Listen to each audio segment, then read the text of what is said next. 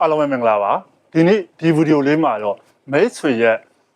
တနေ့တာမှာလုံနိုင်စွမ်းတွေဘာကြောင့်ရော့နေတာလဲဘာကြောင့်ပျောက်ဆုံးနေတာလဲဆိုတာလေးကိုမျှဝေပေးသွားကြပါမယ်ဟုတ်ပါတယ်ကျွန်တော်တို့ဘဝမှာ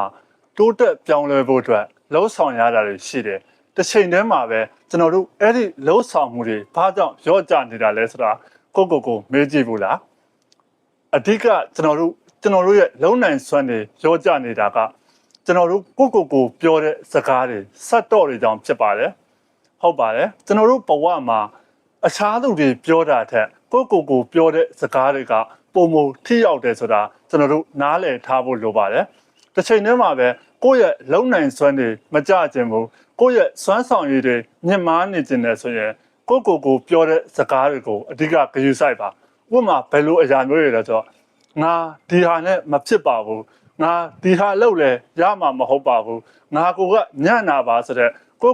ပြန်ပြောတဲ့ negative thought တွေကိုရှောင်ရှားဖို့လိုပါတယ်အဲ့ဒီအစားကျွန်တော်တို့အနေနဲ့ငါဒီဟာကိုလုပ်နိုင်တယ်ငါယုံကြည်တယ်ငါဖြစ်မြောက်အောင်လုပ်မယ်ဆိုတဲ့ကို positive thought ပြန်ပြောခြင်းအဖြစ်မဲဆွေရဲ့တနေ့တာမှာလှုပ်ဆောင်ချက်တွေက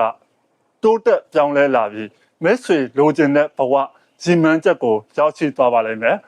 ဟုတ်ပါတယ်အဲ့တော့ကျွန်တော်ဒီဗီဒီယိုလေးကလည်းမဲဆွေအတွက်အကျိုးရှိမယ်လို့ယုံကြည်ပါတယ်နောက်ထပ်ဗီဒီယိုတွေမှာကျွန်တော်တို့ပြန်ဆောင်ကြပါမယ်အားလုံးပဲကောင်းသောနေ့လေးဖြစ်ပါစေဘိုင်ဘိုင်